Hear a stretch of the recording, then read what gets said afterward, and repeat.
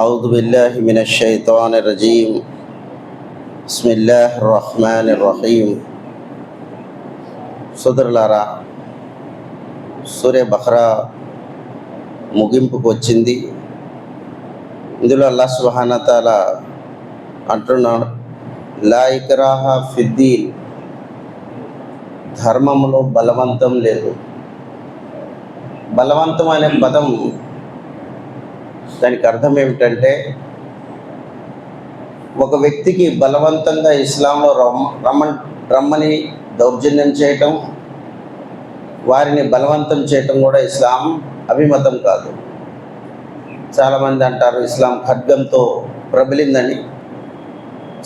చరిత్రను మనం అడిగినట్టయితే ఇటువంటి మాట ఎక్కడా లేదు. దానికి సాక్షాత్తు ఖురాన్ గ్రంథంలోని ఈ వాక్యమే ఆధారం.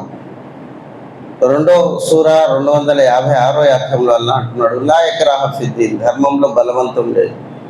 ఒకటి, ఇతరులను బలవంతంగా తీసుకురావటం అనేది కూడా ఇస్లాం ఆజ్ఞాపించదు. రెండోది, ధర్మంలో ఉన్న వాళ్ళ మీద కూడా బలవంతం లేదు. మన మీద బలవంతం ఎలాగ లేదు అంటే, ఇస్లాంలో విశ్వాసం తర్వాత ఆచరణ నమాజ్ ఎట్టాగా చేయాలని ఆజ్ఞ ఉంది. కానీ వ్యక్తి నుంచొని చేయలేడు. ఎలాగని నుంచొని చేయాల్సిందే. తాళ్ళు పట్టుకొని చేయి, లేకపోతే కర్రలు పట్టుకొని చేయి, నుంచొని చేయాల్సిందే. అలా లేదండి. అల్లాహ్ సుబ్హానహు వ తఆలా సడలింపు ఇచ్చాడు, కూర్చొని చేయండి అని. కూర్చొని చేసే స్తోమత కూడా లేదు. అల్లాహ్ సుబ్హానహు వ తఆలా అంటున్నాడు, సైకిళ్ళతో చేయండి, పడుకొని చేయండి. సోదరులారా, వజూ చేయాలి. బలవంతం అనే అంశం చూడండి, అల్లాహ్ సుబ్హానహు వ తఆలా మనిషికి ఎంత వెసులుబాటు ఇచ్చాడు. వజూ చేయాలి. జలుబుతో ఉన్నాడు, చలి జ్వరంలో ఉన్నాడు. అల్లాహ్ అన్నాడు, మట్టి మీద 2 చేతులు కొట్టి ముఖాన్ని రాసుకుంటే వజూ చేసినంత పుణ్యం ఇస్తాము. రంజాన్ మాసమే చూడండి, ఇందులో వ్యాధిగ్రస్తులు ఉంటారు, షుగర్ పేషెంట్లు ఉంటారు, బీపీ వాళ్ళు ఉంటారు. భోజనం చేయకపోతే, ఆహారం చేయకపోతే వాళ్ళు చేతులు కాళ్ళు వణుకుతాయి. ఎట్టాగైనా ఉండాల్సిందే. మీరు బలవంతం లేదండి.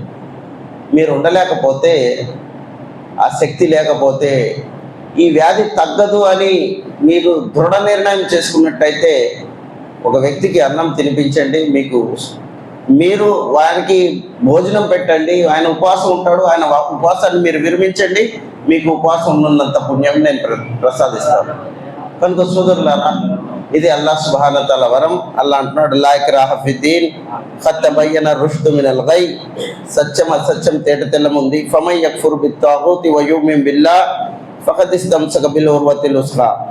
ఎవరైతే తన మనసులో తాగూత్, అల్లాహ్కు బదులుగా ఏవైతే ప్రేమలు ఉన్నాయో అన్ని తొలగిస్తారో, వ యుమిన్ బిల్లాహ్, అల్లాహ్ మీద విశ్వసిస్తారో, ఫఖద్ ఇస్తమ్సక బిల్ ఉర్వతిల్ ఉస్రా, వారు పటిష్టమైన భవనంలో శరణం కోరినట్టే. ఇక్కడ అల్లాహ్ ఒక పదాన్ని వాడాడండి. అదేమన్నాడంటే, ఫమన్ యక్ఫుర్ బిత్తాగూత్ వ యుమిన్ బిల్లాహ్. ముందు తాగూత్, మనసులోని ఇతర ప్రేమలను తీయండి, ఆ తర్వాత విశ్వసించండి అన్నాడు. అసలు ఉండాల్సిందేంటి? ముందు విశ్వసించండి, ఆ తర్వాత మనసులోని తీయండి అనాలి.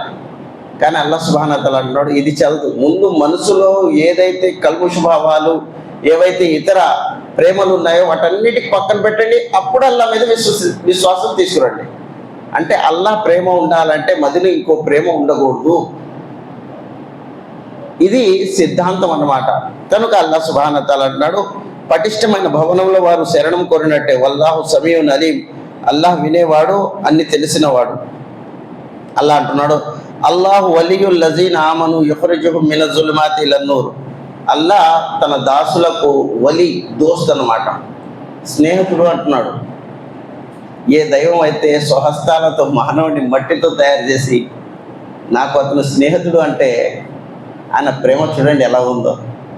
మనం ఎందుకు పనికిరానోళ్ళం వీర్య బిందుతో పుట్టించి ఇలాంటి నఖశిఖ పర్యంతం తీర్చిదిద్దిన మానవుడిని అల్లాహ్ సుబ్హానహు వ తఆలా తాను నిర్మించి తానే స్నేహితుడిగా చేస్తున్నాడంటే ఎంత